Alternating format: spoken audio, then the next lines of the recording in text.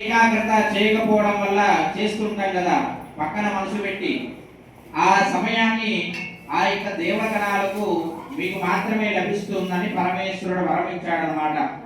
కాబట్టి మీరు ఏ మనస వాచ కర్మణ త్రికరణ శుద్ధితో ఈ యొక్క పూజా కార్యక్రమాన్ని చేస్తేనే ఈ యొక్క పూజా కార్యక్రమానికి సంపూర్ణమైనటువంటి ఫలితం ఉంటుంది. ఈ కార్యక్రమాన్ని అక్కడ జరిగేటువంటి పూజా కార్యక్రమాన్ని చేయడం వల్ల మనస వాచ కర్మణ ఈ మూడు త్రికరణ శుద్ధితో చేయాలి. అలా చేయలేకపోవడం వల్ల మీరు చేసినటువంటి పూజకు నిష్ఫలితం ఉంటుంది, అంటే ఎటువంటి ఫలితము కూడా ఉండదు.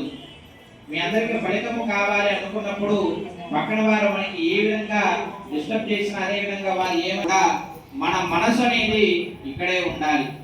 కాబట్టి మీరు చేసేటువంటి యొక్క పూజా కార్యక్రమం భక్తితో చేయాలి. భక్తితో చేయడం వల్లనే మనం అనుకున్నటువంటి సంకల్పం కూడా నెరవేరుతుంది. కాబట్టి అందరూ కూడా మనస్ఫూర్తిగా ఈ యొక్క వ్రతాన్ని ఆచరించండి. సరే ఫ్యాన్ లాభం అందరూ కూడా నమస్కారం చేసుకోవాలి. శ్రీ మహాగణాధిపతయే నమో నమః. ధ్యానపూర్వక వేదోక్త సువర్ణ మంత్ర పుష్ప ఆత్మ ప్రదక్షిణత్రయ నమస్కారం సమర్పయామి. 2 అక్షతలు తీసుకోండి.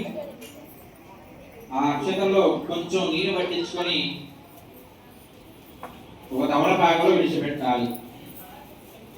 యస్యస్ స్మృత్యాగ నామోక్తాధవ పూజాం క్రియాదిషు న్యూనం సంబోధతాం యాతి సత్యో వందే గణాధిప. పలకండి. మంత్రహీనం క్రియాహీనం భక్తిహీనం గణాధిప యత్పూజితం మయా దేవ పరిపూర్ణం తదస్తుతే. విడిచిపెట్టండి.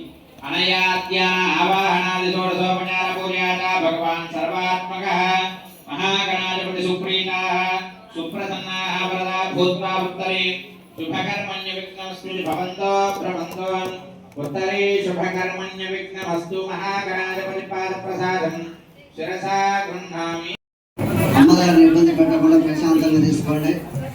ప్రశాంతంగా అమ్మవారి చేత పసుపు తీసుకొని అందరూ పైకి వచ్చి ఫోన్ చేసి వెళ్ళవలసిందిగా మనం చేసుకుంటున్నాం. ఇక్కడ గురువు గారి దగ్గర ఉంచినటువంటి ఉండి శ్రీ రాజేశ్వరి అమ్మగారు ఆశ్రమానికి బహుకరించారు.